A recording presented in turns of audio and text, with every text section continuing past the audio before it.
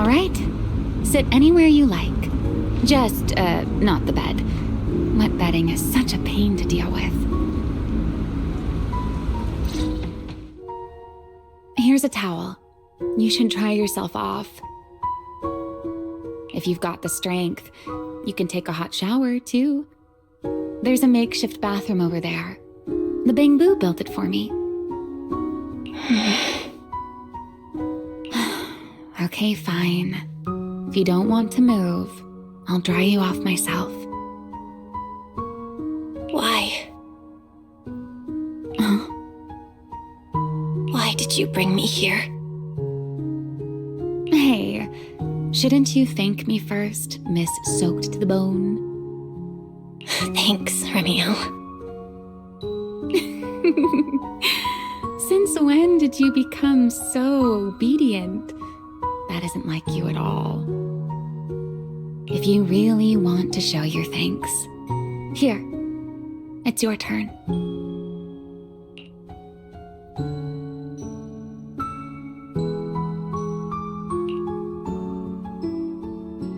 My turn?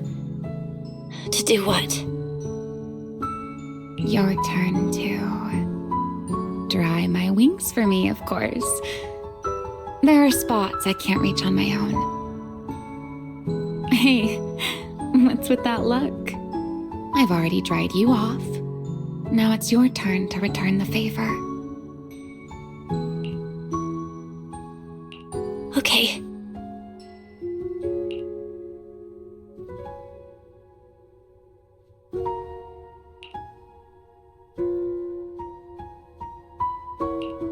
You know, Belle, I've never liked rainy days.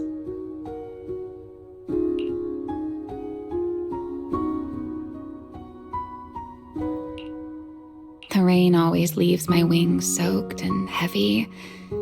Shake as I might, I can never quite dry them.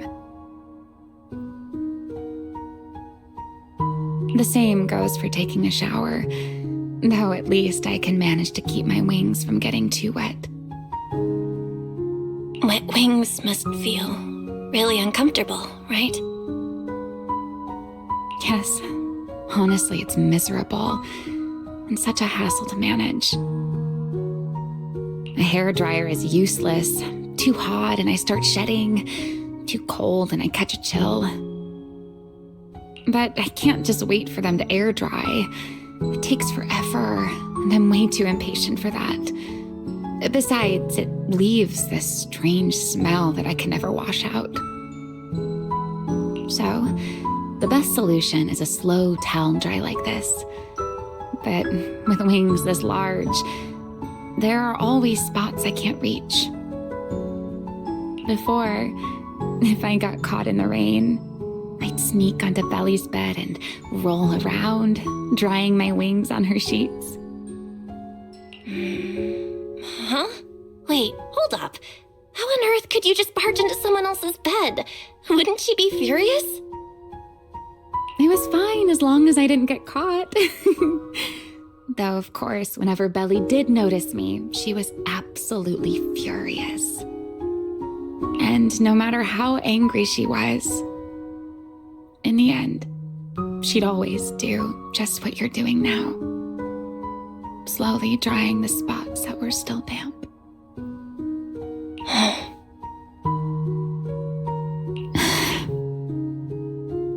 Belle, do you know what New Eridu's records say about what became of Belle and me? I remember something about an operation called the Day of Silence. You and Colonel Vike were involved in an accident, and then both died in the line of duty. Yes, died in the line of duty. Such a noble, dignified phrase. Though, in a sense, it isn't entirely wrong. After all, for us Void Hunters, our first and only duty was to suppress the karma core inside our weapons. The karma core? Inside the Void Hunter's weapons? That's right. Remember the enchainer I mentioned before? What truly sets them apart from ordinary ethereals is a special core known as a karma core, found only within an enchainer. According to RK, a karma core differs from an ordinary ether core. It doesn't form naturally. It is something made directly by the Creator. The Creator made the karma cores, a power capable of rewriting the laws within hollows, and used them as the cores to create the enchainers of the great hollows. That's the gist of it, at least. Back then, after a long and bitter struggle, we finally were able to bring down one of the enchainers. But the karma core itself could not be destroyed. RK and Sunbringer, they wanted to eliminate the threat posed by the karma core once and for all, while allowing humanity to harness the power within it. In the end, they found a way to seal the karma core within Porcelloy, and from that, they forged the Void Hunter weapons. So, the power inside Void Hunter weapons actually comes from the Creator?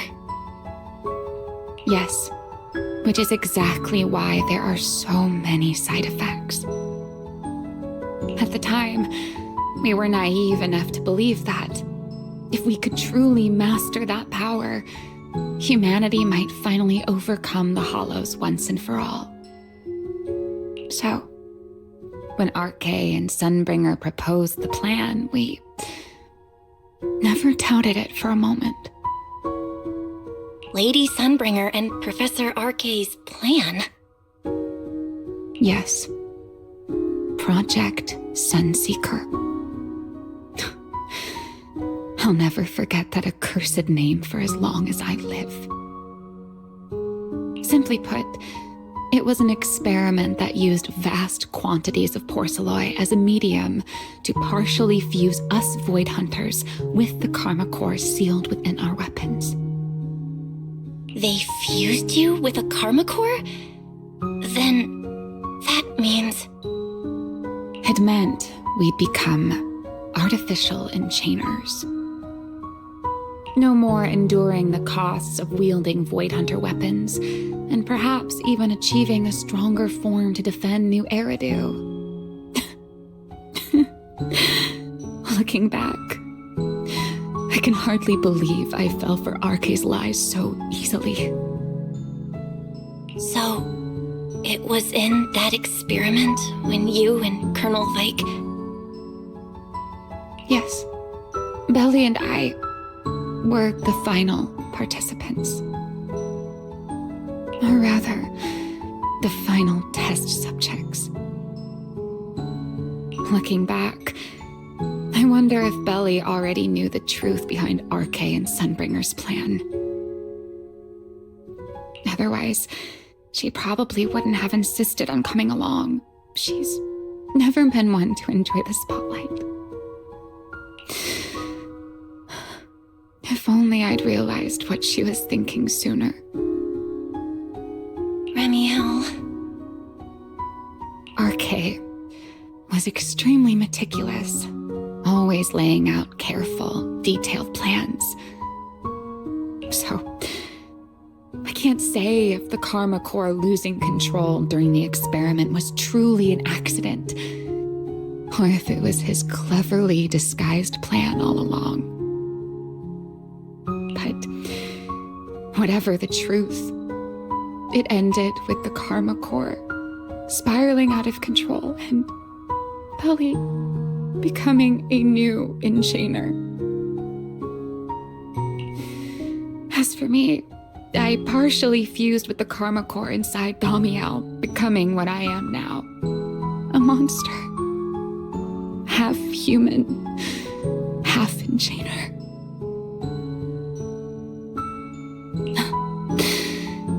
Maybe, deep down, I'm just not ready to give up my life so easily. In the final moment, Remielle's power of controlling temporal patterns froze me in a state of near suspended animation. didn't fully awaken from the seal in Persena's Hollow until about a year ago. The power of temporal patterns. Right. Remember my feathers? The ones that can pin you in place. That's an example.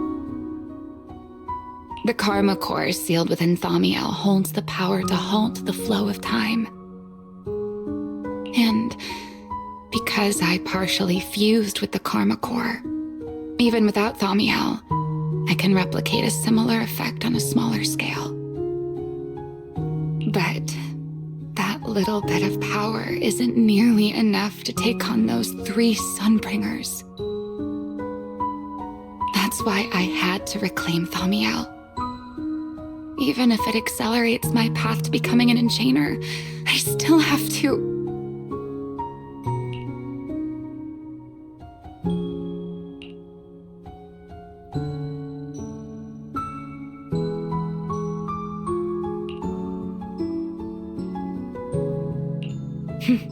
Never mind. Enough about me. Why am I even telling you all of this? Still, now that I've told you so much...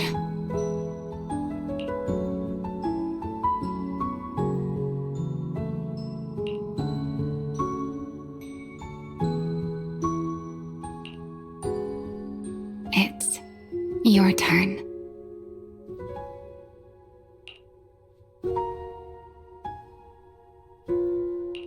Huh? My turn again? Wait, to do what? To tell me your story, of course. Let's call it another round of our little Q&A game. You didn't actually ask, but I had a feeling you'd want to know. So I went ahead and answered anyway. Now it's your turn.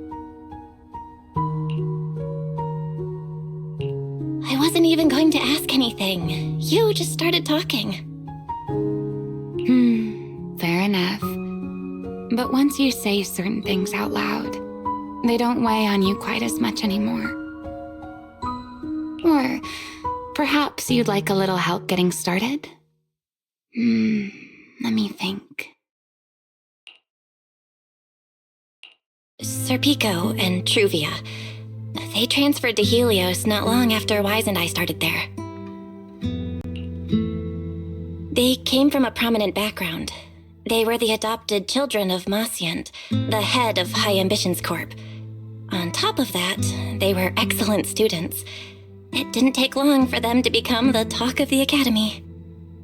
We were all studying under Miss Carroll at the time, and before long, we became close friends.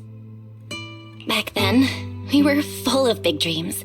We wanted to fully understand the Hollows, maybe even conquer all 6 Great Hollows, or as our teachers like to put it, seize the sun called Helios. Later, because the 4 of us had the top grades, we became the only 4 people ever to have smart ocular implants.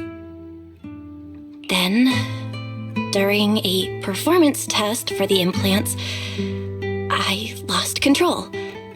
Serpico, he died because of me.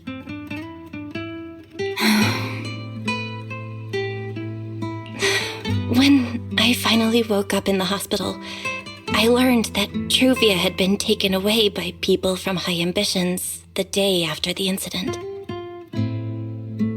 The next time I saw her was during the fall of the old capital.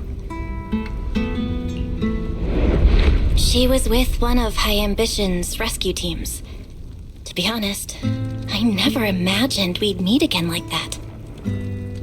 Wise and I were both badly injured at the time, but we still wanted to go back to the ruins of Helios, and save as many people as we could.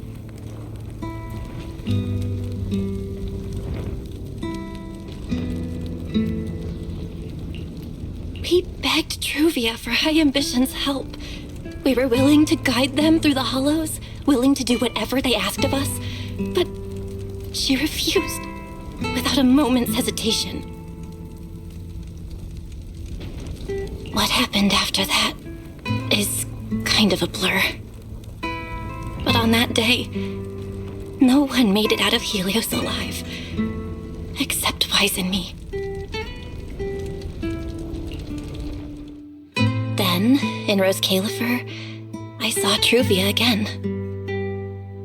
We talked about the past, but the way she spoke about it felt like she was talking about someone else's life. I don't know how to face her. And ever since then, no matter what I do, I can't shake the feeling that I'm being watched. That gaze. I don't know whether it was Truvia's or Serpico's or... Perhaps it was your own. The you from the past. The one who kept thinking, if only I'd done something sooner. The one who never managed to forgive themselves. Making peace with the past isn't easy. And sometimes you don't get the chance at all. Yeah, there won't be another chance.